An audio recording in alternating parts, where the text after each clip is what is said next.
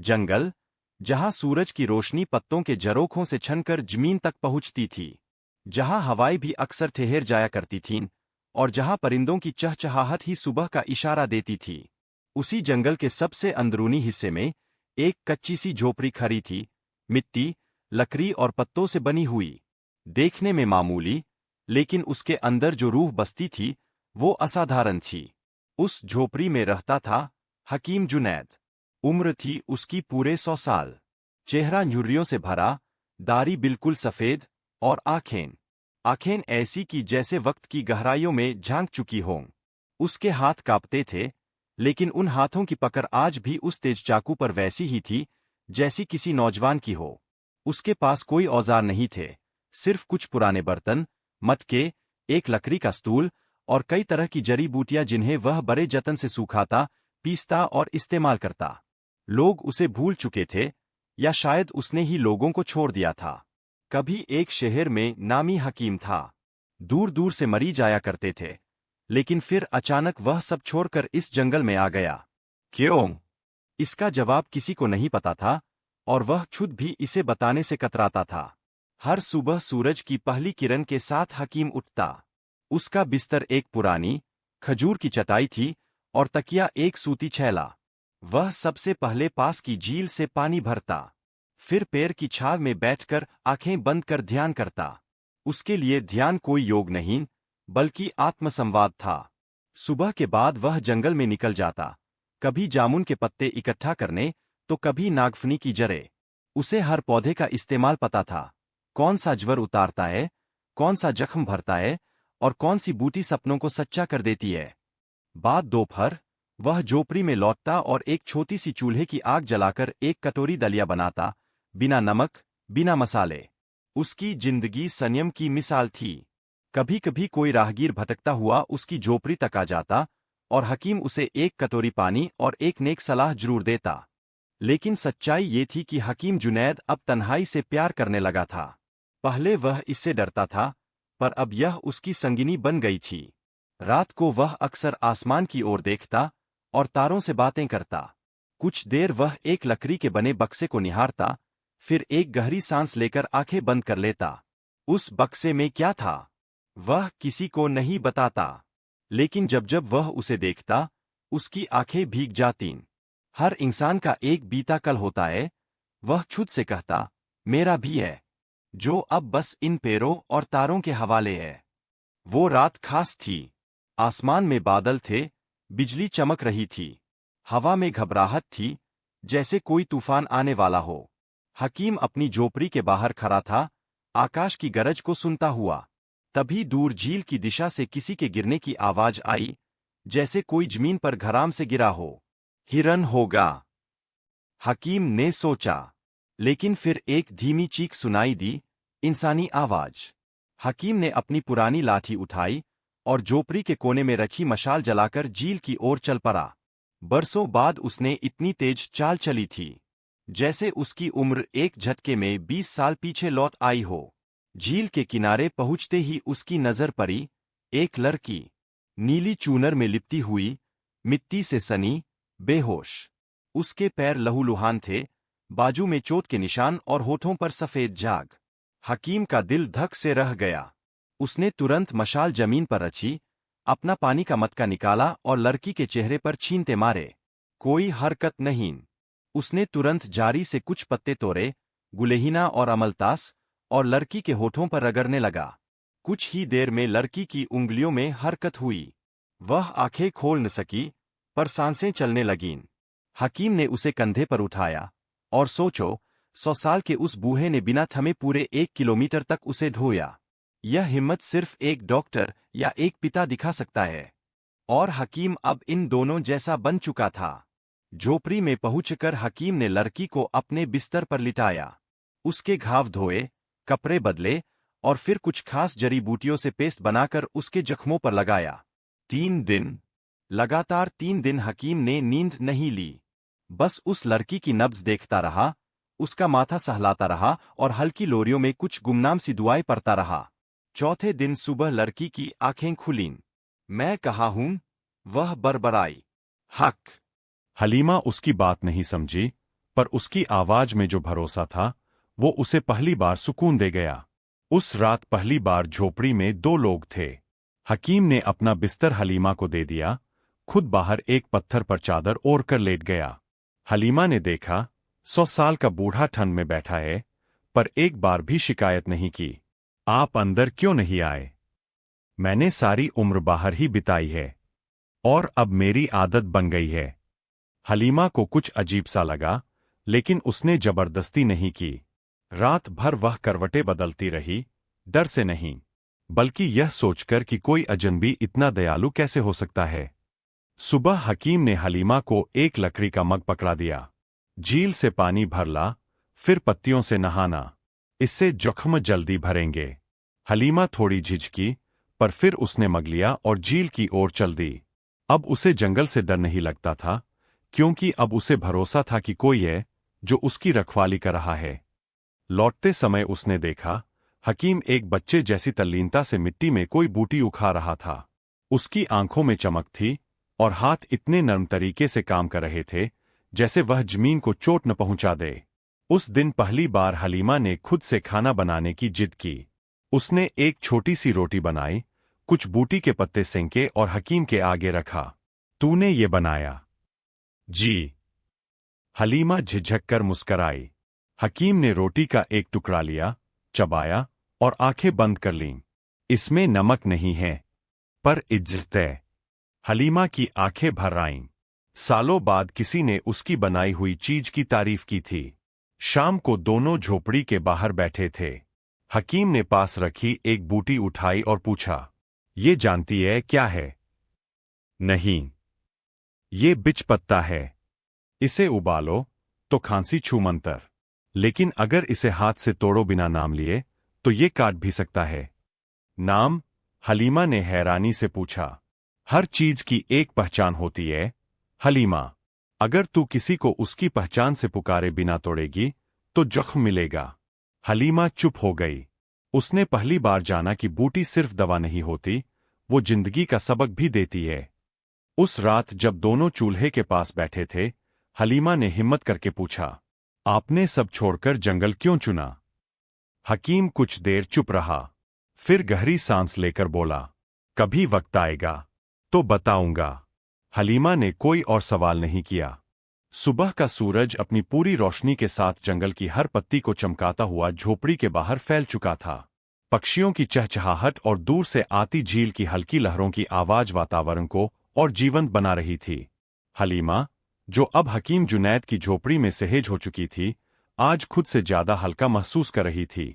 लेकिन उसकी आंखों में अब भी कुछ सवाल थे और शायद कुछ जवाब देने की हिम्मत भी। हकीम हमेशा की तरह सुबह सुबह उठ चुका था।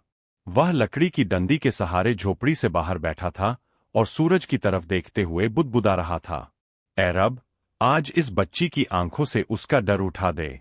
अब ये जंगल उसका है। हलीमा, जो भीतर अपने कपड़े तह कर रही थी, उसकी यह दुआ सुनकर बाहर आई। उसकी आंखें चमक रही थीं। आज आप मुझे जंगल का वो हिस्सा दिखाएंगे ना जहां आपने कहा था, मेरा अतीत दफन है? हकीम मुस्कराया, जैसे वह इसी सवाल का इंतजार कर रहा था। चल, आज तुझे दिखाता हूं।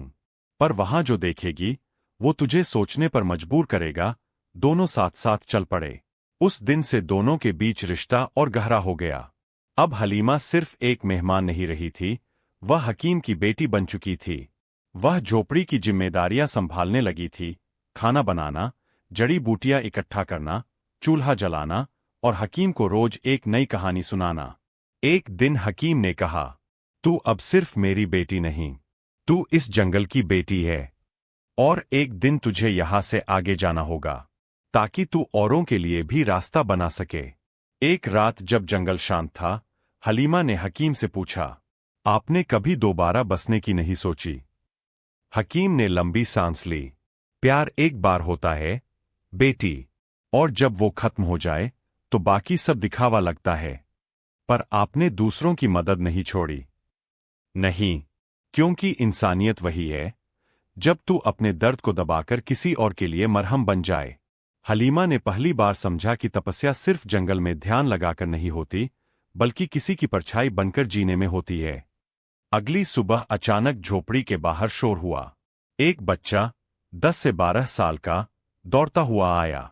बाबा, मेरी अम्मी बीमार है, गांव के वैद्य ने जवाब दे दिया। हकीम ने बिना देरी किए झोला उठाया और हलीमा से कहा, तू भी चल, आज तुझे देखना है कि असली हकीमी क्या होती है। हलीमा पहली बार बाहर की दुनिया में उसके साथ जा रही थी। दोनों जंगल से निकलकर गांव की ओर चल पड़े, जहां लोग हकीम को अब भी याद करते थे। गांव की गलियां, पुराने कुएं और मिट्टी की महक, सब कुछ नया भी था और जाना पहचाना भी। हलीमा ने महसूस किया, उसकी मंजिल जंगल नहीं, बल्कि इस जंगल के अनुभव से मिली रोशनी को बांटना है। हकीम, जुनैद और हलीमा गांव की पगडंडी पर साथ साथ चल रहे थे। यह वही रास्ता था जो कभी हलीमा ने डर के मारे छोड़ दिया था, और आज वह उसी रास्ते पर किसी की जान बचाने निकल रही थी। फर्क बस इतना था कि तब वह अकेली थी, और अब उसके साथ एक ऐसा शख्स था जिसने उसकी जिंदगी बदल दी थी। एक हकीम, एक पिता, एक गुरु। गांव की सीमा पर पहुंचते ही कुछ लोगों ने उन्हें पहचान लिया। हकीम जुनैद अब भी गांव वालों के लिए श्रद्धा और रहस्य का नाम था। अरे हकीम साहब, इतने साल बाद आप जिंदा है। हकीम ने किसी की बात का जवाब नहीं दिया, बस आगे बढ़ता रहा। उसके कदमों में कोई थकान नहीं थी, जैसे वह उम्र से परे चल रहा हो। पीछे पीछे चलती हलीमा हर घर, हर आंख को देख रही थी, कहीं डर, कहीं आश्चर्य, कहीं सवाल। बीमार औरत गांव की सीमा पर बनी एक झोंपड़ी में पड़ी थी। उसकी हालत नाजुक थी, बुखार से शरीर तप रहा था, सांसें भारी थीं। हकीम ने हाथ से नब्ज देखी, फिर झोले से एक कांच की शीशी निकाली जिसमें नीली बूटी पिसी हुई थी।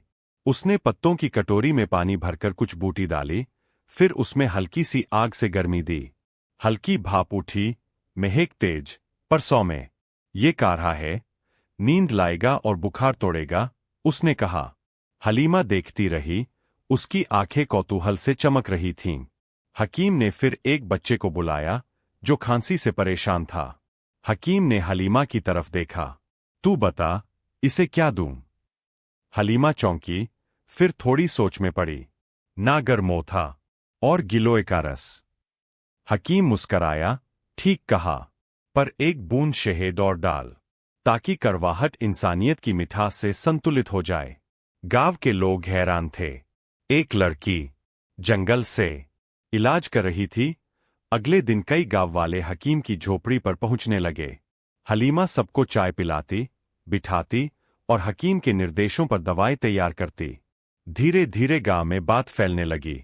हकीम जुनैद वापस आ गया है, और उसके साथ एक अनोखी लड़की भी है। हलीमा अब सिर्फ हकीम की शिष्या नहीं थी, वह उसकी पहचान बन गई थी। एक दिन एक गांव वाली ने कहा, बेटी, तूने तो हमें नई उम्मीद दी है, हमारे बच्चों को भी सिखाएगी क्या? हलीमा ने पहली बार खुद को एक शिक्षक के रूप में देखा। रात को चूल्हे के पास बैठकर हकीम ने कहा, तू जानती है, आज तुझे देखकर मुझे मेरी फातिमा की याद नहीं आई, क्योंकि अब तू ही मेरी फातिमा है। हलीमा की आंखें नम हो गईं। अब्बा जान, मैं चाहती हूं कि हम एक छोटा स्कूल बनाएं, यहां जंगल के पास, ताकि गांव की लड़कियां भी पढ़ सकें। हकीम ने सिर हिलाया। तू जो चाहे कर बेटी, पर एक शर्त है। क्या? मुझे वादा कर कि एक दिन तू इस जंगल से निकलेगी और पूरी दुनिया को ये बताएगी कि बेटियां डरकर नहीं, सीखकर जीतती है। अगले दिन हकीम और हलीमा ने झोपड़ी के पास एक छोटी जमीन साफ की। वहां लकड़ी के खंभे गाड़े गए, पत्तों से छाया बनाई गई और कुछ बेंच। गांव की 5 लड़कियां सबसे पहले आईं, डरी हुईं, लेकिन उत्सुक। हलीमा ने उन्हें अल्फाज सिखाए, गिनती सिखाई और फिर एक कागज पर लिखा, हम बेटियां हैं, बोझ नहीं, रोशनी है। अब हर दिन हलीमा 10 से 12 बच्चियों को पढ़ाती। वो कहानियां सुनाती, बूटी के नाम याद कराती और सबसे बड़ी बात, उन्हें खुद पर भरोसा करना सिखाती। एक दिन एक छोटी बच्ची ने पूछा, दीदी, क्या आप भी भागकर आई थीं? हलीमा चुप हो गई, फिर मुस्कराकर बोली, नहीं, मैं खोजने आई थी, खुद को और तुम सबको। अब हकीम पहले जैसे नहीं रहे थे। उनके कदम भारी होने लगे थे, आंखें थकी हुई और सांसें कमजोर। एक शाम उन्होंने हलीमा को पास बुलाया। बेटी, एक बात कहनी है। हाँ अब्बाजान। शायद अब मेरी सांसें ज्यादा दिन की मेहमान नहीं, लेकिन तूने मुझे दोबारा जीना सिखाया है। मेरी आखिरी ख्वाहिश है कि जब मैं चला जाऊं, तू इस झोपड़ी को ज्ञान का मंदिर बना देना। हलीमा रो पड़ी। नहीं, आप नहीं जाएंगे, अभी नहीं। हकीम ने उसका हाथ थामा। मैं जाऊंगा नहीं, मैं यही रहूंगा, हर बच्चे की मुस्कुराहट में, तेरे हर सबक में। जंगल के उस कोने में अब एक नई जिंदगी बस चुकी थी। जहां पहले एक बूढ़ी झोपड़ी और एक तन्हा हकीम था, अब वही एक पाठशाला थी, बच्चों की हंसी थी, और हर सुबह की शुरुआत एक दुआ से होती थी, इल्म बांटो, इज्जत पाओ। हलीमा अब हकीम जुनैद की बेटी ही नहीं, उसकी विरासत बन चुकी थी। वह हर दिन बच्चियों को सिखाती, बूटियों के नाम रटवाती, और किताबों की जगह उन्हें जिंदगी के सबक देती। लेकिन एक रात, जब बारिश हो रही थी और बिजली दूर आसमान में गरज रही थी, कुछ ऐसा हुआ जिससे पूरा अतीत फिर से जिंदा हो गया। झोपड़ी के अंदर, छत से टपकते पानी से बचने के लिए हलीमा बर्तन खिसका रही थी। तभी अचानक एक कोने में रखा हुआ पुराना संदूक गिर पड़ा। संदूक लकड़ी का था, मोटा, और उस पर लोहे की पट्टियां जड़ी थीं। उस पर सालों की धूल जमी हुई थी। हलीमा ने देखा, उसमें से कुछ कागज बाहर निकल आए थे। वह झुकी और एक पुराना तस्वीर-नुमा कागज उठाया। उस पर एक लड़की की मुस्कराती तस्वीर थी, आंखें बिल्कुल हलीमा जैसी, लेकिन कपड़े और अंदाज पुराने जमाने के। ये कौन है? उसने खुद से पूछा। तभी पीछे से धीमी आवाज आई। वो मेरी फातिमा है। हकीम दरवाजे पर खड़ा था, कांपते हुए। हलीमा फौरन तस्वीर लेकर हकीम के पास गई। ये आपकी बेटी? हाँ। और तू जब पहली बार यहां आई थी, तो मेरी आंखों ने तुझे फातिमा समझ लिया था। हकीम की आवाज टूट रही थी। वह संदूक के पास बैठ गया और बाकी कागज निकालने लगा। ये देख, ये उसका स्कूल का रिपोर्ट कार्ड है। उसने हमेशा अव्वल नंबर लिए थे। और ये उसकी वो चिट्ठी है जो उसने आखिरी बार मुझे लिखी थी। हलीमा ने चिट्ठी को सावधानी से खोला। उस पर लिखा था, अब्बू, अगर मैं कभी कुछ हो जाऊं, तो प्लीज बाकी लड़कियों के लिए लड़ना। उन्हें वो जिंदगी देना जो मुझे मिली।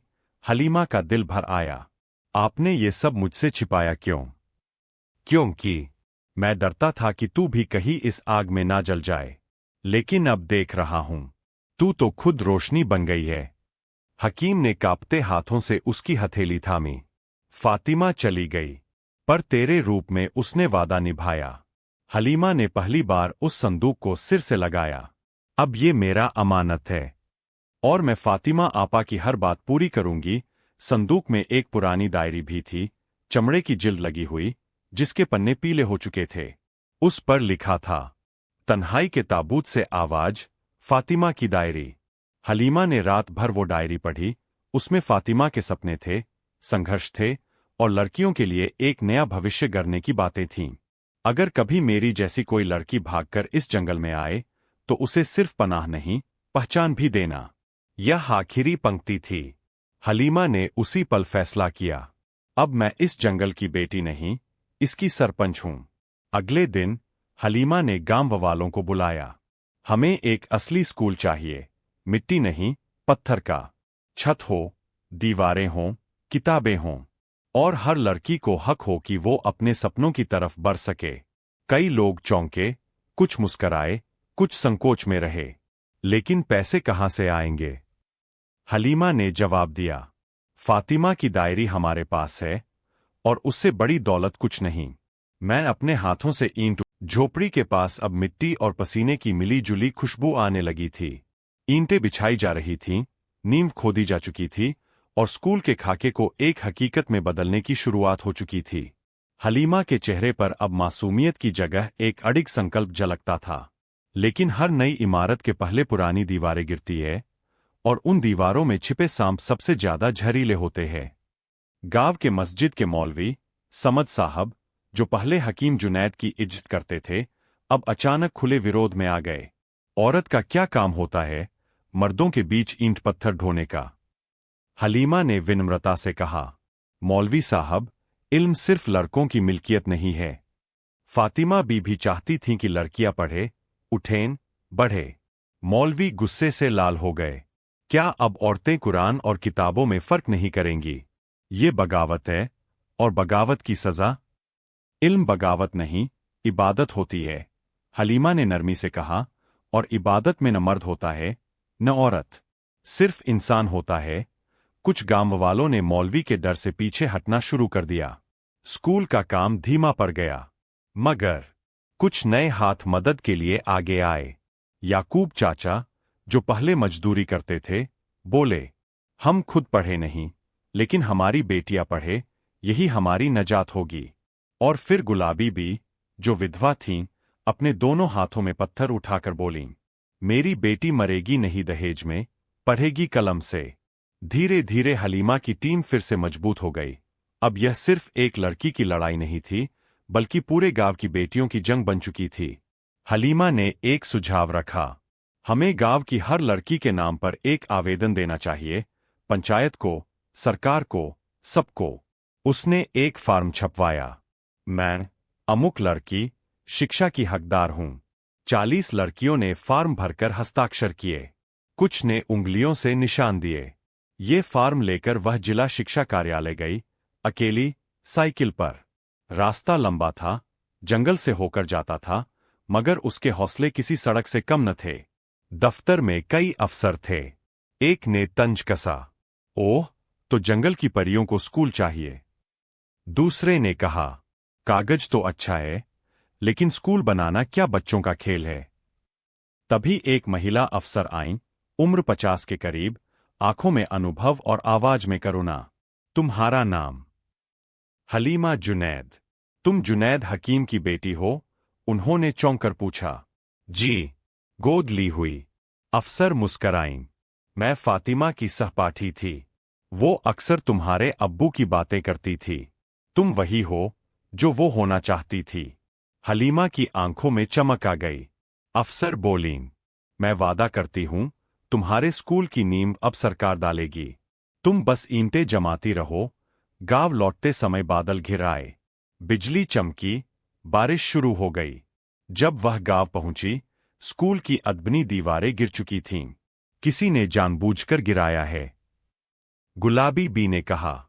हलीमा ने मिट्टी उठाकर महसूस किया, दीवार को नीचे से काटा गया था। उसी समय एक पुर्जा गिरा, जिस पर लिखा था, लड़की की इमारत नहीं चलेगी। ये जंगल है, किताबों का नहीं, खून का मैदान। इसी हंगामे के बीच हकीम की तबीयत बिगड़ने लगी। अब वह ज्यादा नहीं बोलते थे, बस आंखों से सब देखते और मुस्कराते रहते। एक रात उन्होंने हलीमा को पास बुलाया।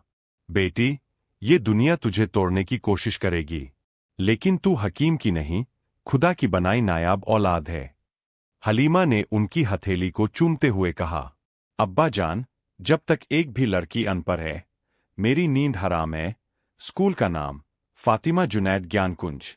दूसरे दिन, जब दीवारें फिर उठाई गईं, एक स्लेट पर नया नाम लिखा गया, फातिमा जुनैद ज्ञानकुंज।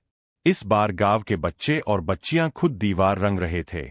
एक बच्ची बोली, हलीमा दीदी, मैं भी टीचर बनूंगी। हलीमा मुस्कराई, बनोगी, जरूर बनोगी, और सबसे अच्छी बनोगी। जंगल की झोपड़ी में सुबह की रोशनी अब कुछ उदास सी लग रही थी। बाहर गांव के बच्चे दीवारों पर चित्र बना रहे थे, एक किताब, एक सूरज और एक लड़की जो उड़ान भर रही थी। मगर उसी सुबह एक कमरे में एक बहुत बड़ा मौन धीरे धीरे अपने पंख फैला रहा था। हकीम जुनैद अब ज्यादा नहीं बोलते थे। शरीर का कंपन थम चुका था।